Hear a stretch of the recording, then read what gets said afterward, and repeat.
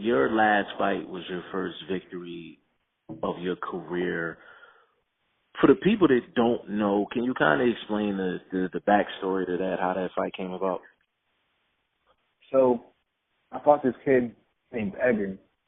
Fought him 2 times in the amateur. And each time I fought him, I improved. Mm. And he never thought I turned pro, and I always asked him to spar. For my first, I was asking him to spar a bunch of times. He would always make an excuse on why he couldn't or whatever. Mm. Until after I fought and he seen me lost, I guess he was thinking he found a way to beat me. And so he texted me, he was like, I'm about to turn pro, can you make me your first fight? My first fight. And I was like, sure, go ahead. Gave him Jesse's number, he talked to Jesse, and I talked to Jesse and got it set up. And and we fought. It was just same outcome, even easier this time. Hold on, wait a minute, hold up. Hey, Mike, I gotta make sure I heard the story right. All right. Okay. So, Jay, you beat him twice in the amateurs, right? Yeah. Mm-hmm. And he called you to get called you. me out. He called you out for his first fight, and you beat him twice in the amateurs. See, what he made a mistake is he just seen that Jason took a L and thought like, oh, I'm gonna get one too. You know what I mean? I'm gonna go ahead and get this one back from the amateurs. What he wasn't really aware of is the opponent that Jason fought. You know, and then how he fought. He wasn't there that night. And I'm pretty sure his coaches know who Roberto Negrete is, but he's not aware of that. So he kind of just was feeling himself a little too much and took a L, you know? I understand all that, but he lost to you twice, and he called you for his professional debut. That's correct. Wow. Sounds crazy. I understand he might have looked and seen Jake took a loss in his first fight, but Negrete wasn't around when Jason beat him twice in the amateurs. He wasn't. Nah, You know what I'm saying? He wasn't around. He was doing his own amateur thing. I never heard that before in my life. I've heard of professionals going back to fight guys that they lost to in the amateurs later on in their career, but to make that phone call for your debut is Yeah, at least give you time to improve and work on some things. right. Like, did you feel like when you got the call? Did you think he was joking? I was chilling with my mom at the time. I was like, so my mom, we just started laughing. I was like, I guess I'll fight him. I need to fight anyway. And I was like, and then when I started training camp, I was like, you know, he might be coming with something a little different. He might have improved, but no, he stayed the exact same. Like at the weigh-in, I kind of as the camp went on, I got more and more confident. But then when I seen him at the weigh-in, I was like, yeah, he's not ready because he looked like he didn't. It looked like he didn't train or nothing. His body didn't look in shape or anything. So. Wow. Hey, Mike, you know it's gonna turn out bad when Mom Duke start laughing. Oh yeah, I love it. You already know. I love it. Shout out to her. I got to finally meet her at the weigh-in. That was amazing. She was at the fight. I told her we bringing it home. And that's exactly what we did. We brought it on home. Listen, if Mama J start laughing, when she hear the opponent, you already know the W coming. Yes, sir. Yes, sir. Mama said knock you out. You gotta go to sleep. Guys gotta go. Yeah, that is crazy. That is absolutely crazy. Mike, as far as setting things up from a manager standpoint, I know Iowa is starting to open things up. Hopefully other states is going to open things up in June. I think Top Rank has a card, I think June 9th, if I'm not mistaken, June 6th, June 9th. I think it's going to be the first boxing card post-coronavirus. In terms of trying to get Jay a fight, are you going to try to reach out to other promoters outside of RDR and the promoter that's in your state, kind of kick the tires a little bit and see what's going to be available?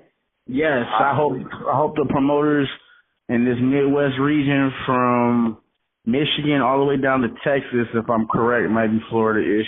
I hope all of y'all are listening to this, Louisiana, Wisconsin, Indiana. I hope every single promoter is hearing this because we will accept fights. We will travel. We ask to be fair. We ask to get a fair fight. Don't give me nobody that's 20-0. You know what I mean? Like, right. No, I'm not trying to do nothing crazy at the gates. But we are looking for young competition. We are looking for guys with similar records to ours. You know, maybe around 5 fights. Hometown guys. You know, if you got a guy in your city, Chicago, Green Bay, Milwaukee, anywhere like a big city like that, we would love a fight like that. To go to a large event or a large arena and upset a guy in his hometown, that would do wonders for our career right now. Right. Jay, as far as your first fight back from this whole pandemic, would you prefer to take a fight at 47 just because it's just less weight to lose and then you're going to feel stronger and then kind of just scale your way down and wait? Yeah, I think that sounds about right. Okay. For sure. Okay. I'd actually like that for real. Yeah, so that's I'm not gonna stress myself out over the weight or nothing. Right. And I was just talking to Mike prior to calling you.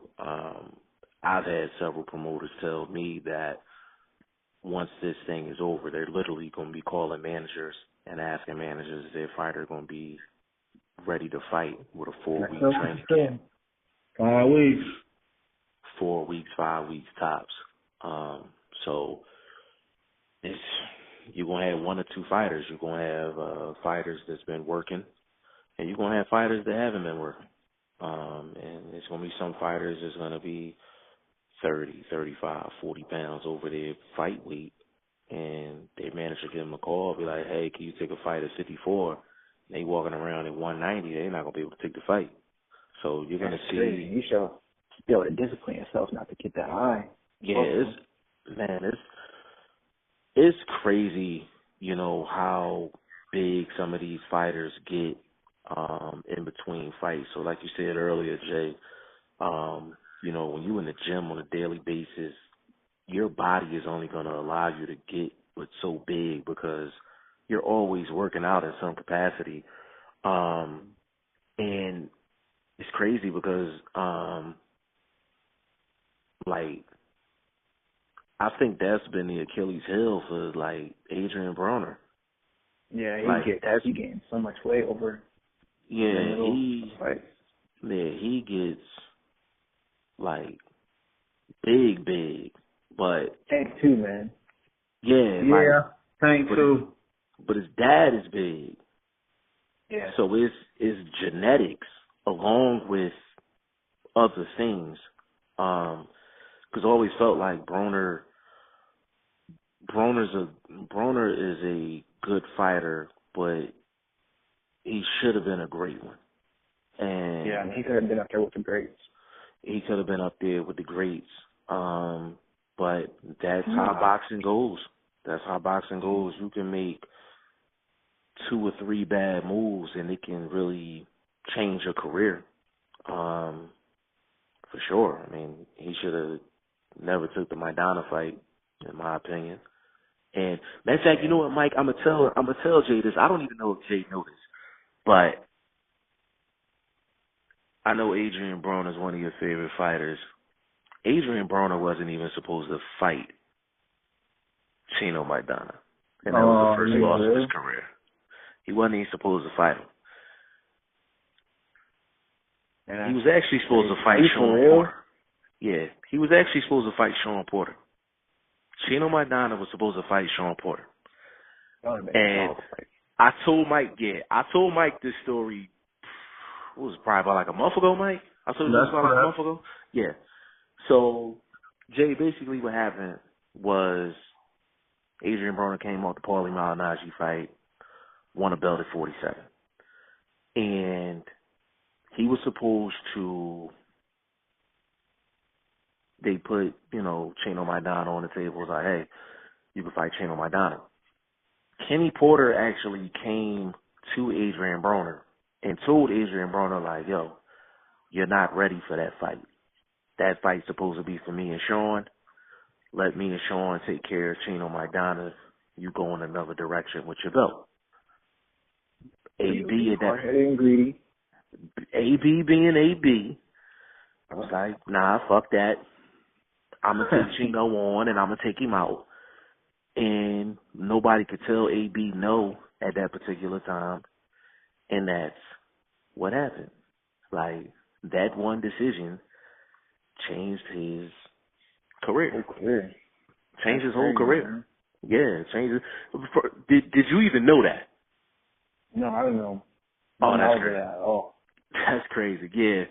He could be undefeated right now. He could be, right. And the thing, even with that fight, with the Maidana fight, after he got knocked down, I had him winning rounds 4 through 7 or 8 until he got knocked down again. And nobody talks about that. That's what I'm saying. Like a lot of people at the gym, they talking shit, telling me that, but like you guys clearly didn't watch the whole fight because Adrian Broner started walking him down and was hurting him at some point in the fight. Correct. Because after he got the knockdown, first of all, to recover from that shot the second round, AB had the stank leg and all that, but he survived. And I'm like, you got to be something different to survive a shot like that. That's true. Like, you have to be something different to survive a shot like that. And Maidana set it up perfect. He set it up perfect. Like, he leaned like he was getting ready to throw a body shot, threw the shot to the head. Both of AB's hands was down. Like, old school moves, but you wouldn't think Chino would do something like that. And Maidana had him outweighed by like 6 pounds in that fight. People don't know that.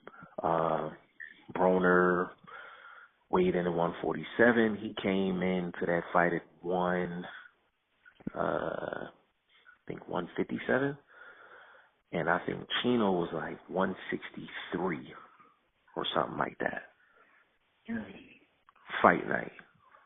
So, them guys is gaining 15 to 18 pounds overnight. Yep. You know what I'm saying? So he was in that's there. something we got to pay close attention to, Jay, because we walking into that same treacherous water. Yeah, that's the one thing about fighting at 47. A lot of those guys are walking around at like 170, 175, and they getting down to 47. Like they do some treacherous things to make weight. If you ever watch it, they will kill themselves to try to get a weight advantage on fight night. And I'm all for a weight advantage, but not at the expense of killing yourself. If I'm not mistaken, Mike shows you the 2 days with Terrence Crawford. Yeah. Yeah, a bunch of times. Yeah, the reason I told Mike to show you that was that's the look of somebody that's draining themselves to make weight. Yeah. That was his last fight at 135 before he moved up to 140. You know what I'm saying? So even though Mike would like to see you at 135 or 140, at the end of the day, you do have to find the right training regimen to get your weight down and to see how you're feeling. You know what I mean? It's one thing to do that, you fighting in your hometown, but if you're doing that and you traveling, yeah, that's an issue. Yeah, it's a challenge. Hours on the road, gonna get hungry, rest stops, all that. Right. And then we still gotta settle into the hotel room and still do warm ups and weigh in. So he's right. But you heard what Cruz Hitman Stewart said. If you ain't had to deal with no hunger pains and all that, you ain't been through no real weight cut. That's sure what bro said. So big shout out to Cruz Hitman Stewart, man. Big shout out to the Hitman. Yeah, I mean, big shout out to the Hitman. But yeah, it's sky's the limit. It is sky's the limit, especially during this time, because I feel like you can get some real victories. Because I think you get matched up correctly, you can catch some guys slipping. There's going to be guys that usually fight at 135 that might take a fight at 147 because they need the payday. Shout out to Minnesota, those guys up there, 1-2 boxing. Ray, Hitman again. Shout out to Hitman. Hitman just had some daughters too, Jay. He had 2 twin girls. Yeah, I seen that. Congratulations, man. A week of the fight. The week of the fight. Yep. The week of the fight. So. And he had a birthday too. Yep. You're right. He had a birthday too. Yeah, he had a birthday. He had twins, and then his manager had twins. Yep. Man, that's crazy. The same week. Didn't get no sparring partners. Because that was right when the pandemic when he came home with us, with Coach Rick. He sparred Chino. Shout out to the Destroyer. Big shout out to Chino. Big shout out to Chino. Big shout out to him. Yeah, all of that, Jay, all of that happened fight week. All of that happened fight week. Yeah, all of that happened fight week. He had twins. His manager had twins. His birthday was the day after the fight, correct, Mike? Yep. The day after the fight. He couldn't get no sparring. He had the toughest opponent of his career. Right. He had the toughest opponent of his career. He couldn't get no sparring partners, and he couldn't get no sleep. And he still won the fight and got a knockdown. Yes, sir. Cruz Hitman Stewart something different. And the Showtime people was impressed with that. Loved it. Without them knowing all of that side stuff. Yeah, without them knowing all that stuff. That side stuff right there could have been an episode of 24/7. It could, listen, that could have been a real episode of 24/7. There's so much that goes on in the sport of boxing that these fans just think boxers are robots. Like, all right, go in there and fight. We don't care what you went through. That's what I told Cruz. Yeah, just like them.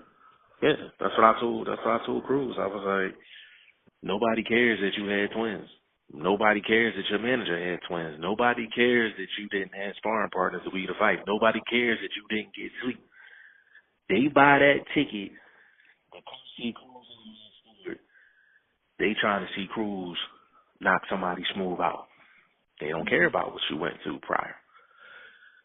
That's kind of the craziness of being a fighter. That's why I always have respect for boxers, period.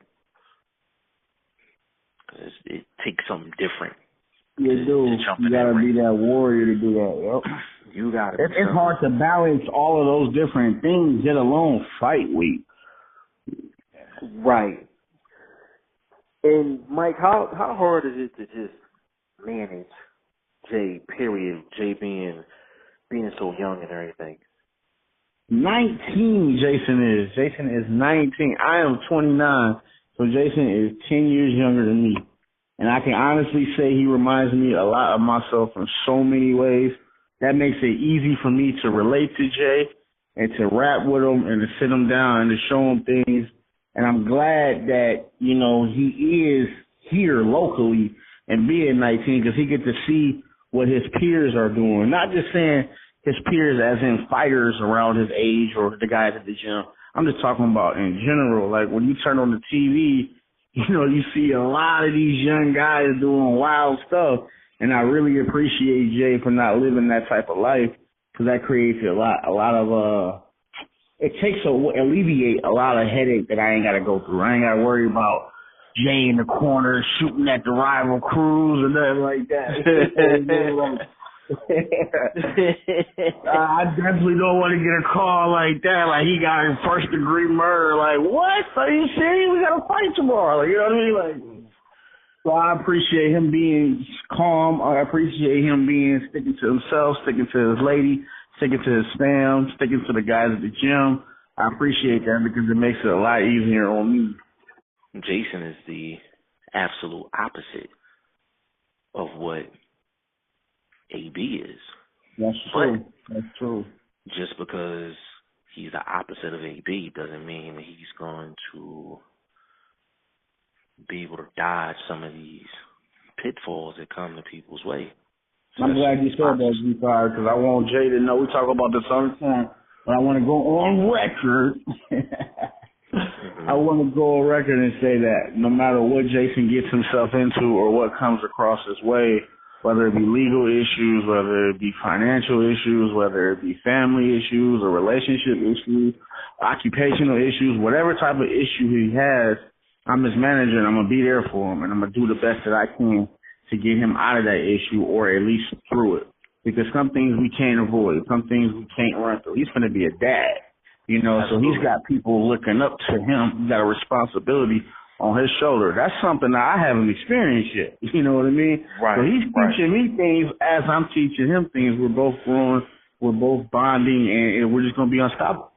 It's great to hear that, just in boxing, period, because, I mean, Mike, you already know this. Jay, you will understand this going forward. But boxing is about as cutthroat as it can get. Yes, sir. Jay, no. The sport. Ain't no love in this game.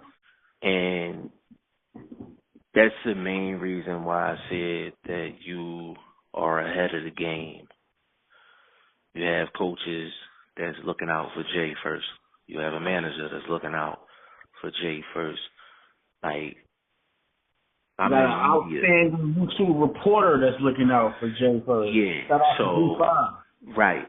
And it's like Mike already know if something's going on with you and Mike can't get it done. Mike's calling my phone.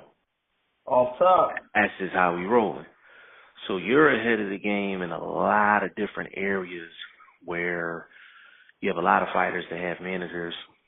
They don't care about their fighter. They're just looking for the payday. They're looking for the check. So they're going to put you up against anybody, anywhere, at any time, as long as the bag right. That's messed up. That's not a way to manage a boxer's career. That's not a way to do a friend. You understand what I'm saying? Mm-hmm. They could say people could say oh, it's just business, this, that, and the third. But when it comes down to business, I'm like, it's just some things you just can't do to somebody that you call your friend. I'm like, Mike is not going to put you up against somebody that's 20-0 and is a killer and know that you're not ready for that yet. You could call him all day, Jay, and be like, yo, Mike, like, give me the fight. Mike's going to be like, nah, I'm not putting my guy up against him. Like, he's just going to have to be mad at me. Me and the local promoter here, we don't see eye to eye on 50% of the time, but that percentage is a little low. Give us the real percentage. Give us the real percentage. All right, like 75%. I go 75%. Jay, I'm getting ready to say he pump faking right now. He capping right now. All right, 75%. Okay, we can roll with that. Go ahead. There's one particular time we were discussing a hometown favorite guy, and he's retired now. He had the state belt, and we were discussing his career and the moves that the promoter was making with him. And one thing that he said that I got to give him credit. I hate to give him credit for it. I hate to do that. I really wish I could steal this, but I got to give him credit. He said, I would never put this fighter in a position to where I know purposely he's going to be carried out on a stretcher. There's a lot of promoters that know their guys are killers, that knows their guys are just ruthless assassins like my brother Hitman. You know what I mean? I would never put Jay in front of a guy like Cruz knowing his style, knowing that he's coming to kill. I would never do that unless I was 100% sure in my heart that Jay can handle that. He's ready for that. He's ready for the body shot. He's ready for that pressure. If I feel that there's 1% that there's a chance that Jay could end up, you know, in ICU with the machine on. And I'm not trying to go through that. You know what I mean? I don't want to be that manager and say, oh, I got that check, but look at my guy. You know, I don't want to look at his daughter and be like, I'm responsible for that. It's so many cases where managers and promoters are just really mistreating their fighters. And at a later time, I'm going to definitely have you and Mike on with Chris and Not Fair Charles, official team No Fair. Big shout out to them. I'm definitely going to get all y'all on the phone at the same time. And Chris can tell you, Chris is Not Fair's dad. He can tell you stories for days about different things that happens within the sport of boxing where just boxers are not being taken care of. And actually, one of my favorite fighters of all time, he has one of the worst records you could see for a guy that had this much talent. His name was Emmanuel Augustus. Emmanuel Augustus, yeah, he gave Floyd problems. Yeah, he gave Floyd serious problems. And I think his record was like 38 and 34 or something like that. But he was another guy that fought a whole bunch of people in their hometowns, short notice. Dog for sure. Yeah, like he was giving Floyd said it himself, like Emmanuel Augustus was his toughest opponent in his career. That's what he said. Emmanuel Augustus was a monster. Like the stuff he was doing in the ring is crazy. But he's one of my favorite fighters of all time. Tevin Farmer's one of my favorite fighters. There's something about G Fighter, dude. Yeah, like that's one of my favorite fighters. And Tevin Farmer's one of my favorite fighters. He has like 5 losses. Yeah, he lost like his first 4 pro fights. Yeah, and what happens is a lot of those guys be working, you know, regular jobs, be doing other things and all of that, so they just not in the gym enough to perfect their craft. And Tevin Farmer didn't start turning it around until he really was just like, you know what, I'm really just going to take it serious. And when I line that up and you meet Tevin Farmer, he'll tell you about that. You know, I can't wait for that, G5. I sure can't wait. That's gonna be a good picture for all of us. A lot of fighters come to Philly to get work. So Jay, when you come here, you're probably gonna be in the same gym with Tevin Farmer, Boots. Like there's a chance you probably could be sparring somebody from Philly in the Philly gym, and all of the guys that you like is probably standing outside of the ring. Because what they do, and Coach Rec can tell you this, what they do is you will be in the ring sparring somebody. They will literally be standing on the outside of the ring, like all around the ring. Like they just standing like right on the outside of the ring. Everybody talking shit, reacting, all of that. Like, so it's like a real, like, atmosphere. Yeah, like it's a real atmosphere when you come here to sparring. It's like a big time sparring match. But my guy, he offered for Cruz to come here. He was like, yeah, he said if Cruz come here, he was like, Cruz, we line up some sparring for Cruz. Like, so I can't wait for that too. Jay, Chino, whoever. Like, it's just, you got a lot of dogs in Philly, and they like, I can make the phone call, be like, hey, listen, I got my guys from Iowa coming through. You know what I mean? I got 3 or 4 of them. So if it's Jay, if it's you, Chino, Coach Rec, and Cruz, like, they'll make sure it's about 6, 7 guys. Be like, all right, cool, let's rock. But they cool about it. Like, it's work. Like, you know what I'm saying? Like, it's work. Everybody's trying to get better. So it's just a great situation all the way around. You know what I'm saying? So that's exactly what we need, because first and foremost, I mean, I hope you get a fight in your own state. Like, that'd be ideal. But that would be awesome, man. If we could sit down and work something out with the promoter here, man, I would love to get another W at the crib, you know. This game is about business, dollars and cents. That's what it's about. And I don't know if you heard, but when we did the interview with Cruz Stewart, Cruz said, yo, Jay can fight. Jay can fight. And I told him, I said, I don't see why as a promoter, and you're the only promoter in town, why Cruz, Hitman Stewart, and Jason Phillips is not headlining all your cards. Jay, Cruz tell me that all the time about you. Every time you see a clip from you, Jay can fight. Jay can fight. Jay can fight, but I said the same thing, Mike. I met Mike. I seen it. Yeah, I seen one. I think I seen one round. It might have been your round one of your second fight. And I was like, yo, I said, that kid can fight. I said, he fight like a Philly dude. I said, he fight like a Philly dude. That's exactly what I told him. You know what I'm saying? He loves his defense. Yeah. And, like, with Jay, imagine the stuff you can learn from Tevin and them, like, when you hear. Yeah, that's what I'm hoping. Yeah, Tevin trainer be. I watch him all the time. Hopefully, Jay, hopefully y'all down here just for a fight. Hopefully y'all down here on business. You know what I'm saying? So when I was telling Mike before, I even told Cruz this. I said, because Cruz, we told RDR about Cruz too. So that's love. That's love. There's a possibility that if Cruz has a situation where he can't get a fight, there's a possibility, Jay, that you and Cruz could be on the same card in Philly. Man, that would be love.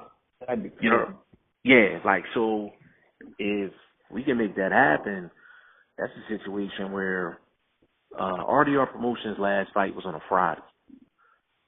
So Cruz is used to fighting on Fridays. See, we fight on Saturdays here in Iowa, but up there in Minnesota, they fight on Fridays. Yeah, so y'all can come down here probably, to be honest with you, y'all probably should come here probably like that Sunday, something like that. That Sunday, get settled, go visit, you know what I mean, visit a gym or two or whatever, take care of business. Then once you fight Friday, get that dub, you know what I'm saying?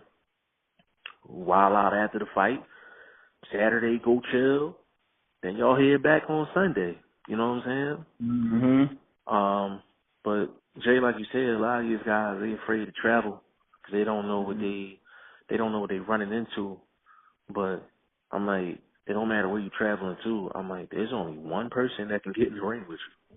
That's it. You know what I'm saying? It don't matter what's going on. At the end of the day, I'm like, if you're going to outclass somebody, you're going to outclass them. You're right about that.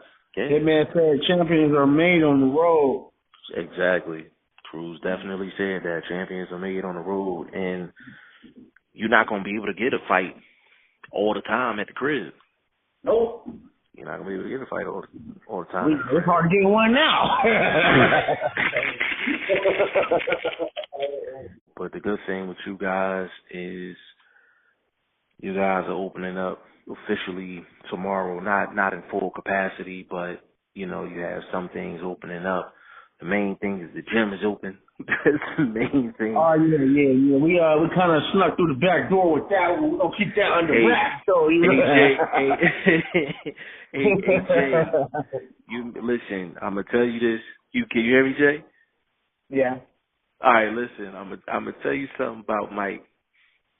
If you're in the gym with him, you better make sure he's wiping down everything in the gym, disinfecting and all that, because Mike probably didn't tell you, but he run a strip club on the side.